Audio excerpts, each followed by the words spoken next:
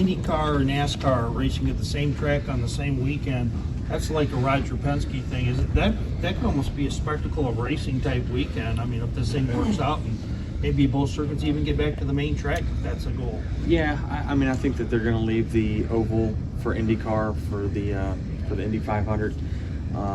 Next year, I mean, it's all, we're going to go back to the oval more than likely next year. So I don't know how they're going to play it in the future. It's up to Roger and NASCAR to figure that out. But it certainly is cool that we're able to share a weekend with IndyCar, because we don't get that opportunity very often. And certainly from us, it allows us to kind of walk around those garages and see what they're doing. Yeah, he's the only guy that can pull that off. I mean, having that circuit and that track, that's got to be if you own it, awesome. it helps. Absolutely. Yeah, you got it. Are you in favor of doing the Brickyard 400 again? It's a must for sure. How come? It's a major.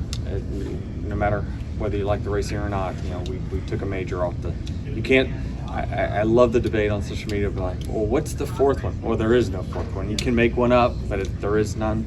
The Brickyard was it, just simply because of the the historic facility that we're at. So we'll get a major back next year. You were critical on the podcast this week about possibly using resin at Richmond. We've got resin here this weekend. Will that help the racing, you think, here? Does it make a difference?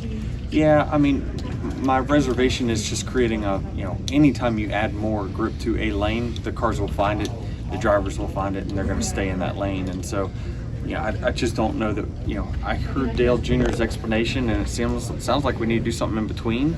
Because he's like, he's not saying just put it all around one lane, maybe just put it in sections of the track. Maybe that might help, but certainly I think faster cars will find the fastest lane, and they'll just be hard to pass. I mean, again, when we talk about short track racing or intermediate racing, and we're talking about lack of ability to pass, it's because the cars are running the same speed.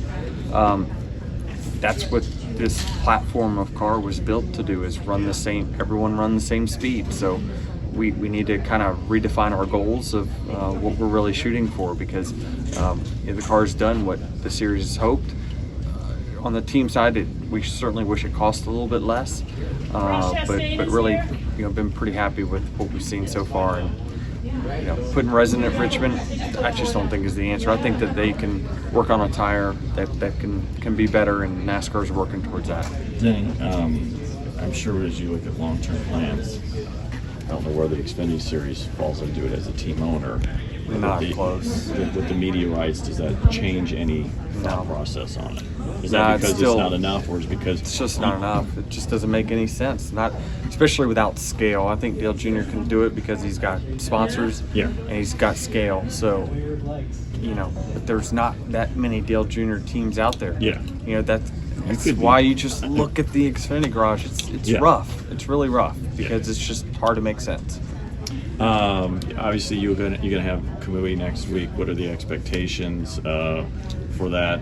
Obviously, he's very successful, and people are probably going to look at SVG and think, is this the same thing? Is that how unrealistic? What's a realistic expectation? I mean, that's unrealistic. It really is. But I think that he could go and run well. I think he could. I think he's going to have speed. I don't think that the speed will be an issue with him. Is it racecraft and understanding how some of these guys race versus what he's used to? That could be part of it for sure. But I mean, if he qualifies on the pole and leads every lap, you don't have to worry about that. So I think it's going to be fun to watch him, because I think he's such a professional, and what we've learned at 2311 is just how in tune he is with his craft and how good he is at what he does, and he's on another level for sure. And so I'm excited to see him and like SVG square off. What obviously ran Travis at the Daytona 500 this race. Would there be idea of looking to do more? And obviously, there aren't 40 car fields, but I know those last 4 spots don't pay a whole lot. How do you look at trying to create a third car for a few races? Yeah, I mean, you can do it when it financially makes sense, when you have some backing behind it. But other than that, it's very, very difficult. You need a charter if you want to try to do this in the long term. And Keselowski said, you can correct this, it said no active charters being looked at for sale at this point, because everybody's kind of waiting on the the charter deal. And the, Yeah, and I the agree with that. team. I think certainly from our standpoint, there's a lot of work to be done from the team and NASCAR side to get worked out before anyone's, on our side is comfortable, reaching out to anyone about expansion. But again, it's got to make financial sense, and it could or could not, just depending on when that day happens. But I think there's still just too much work to be done over the next 6 months. Then I think you'll maybe see the market start to move around. Speaking of with Last 20, question. okay, with 2311, obviously both cars had a ton of speed, even if they didn't get the finishes. And then also, Bubba finished second here in Michigan last year. Do you feel like last week was a big step? And do you think the 23's points position at the cutoff is manageable, or is it just? I mean, I certainly like where Bubba's at now compared to what he was a few weeks ago. I think that team's really done a good job of, playing the game, managing the races the proper way, and that's what's got them the point cushion that they've got. It's still not locked in, right? You still want to come out of this racetrack. If he's got plus 56, let's get it to plus 70, right? You got to keep setting goals to keep expanding this thing, to give yourself some buffer going into those last few weeks. And so I think he's more than capable of being a playoff driver. He drove the 45 to a great standing last year in the playoff standings as an owner. So he's very capable, and I think he's just gotten better and better as he's been with 2311. All right, thank you. This is Harrison Burton, driver the number 21. Make sure to hit that subscribe button. Also, check out one of these two videos beside me.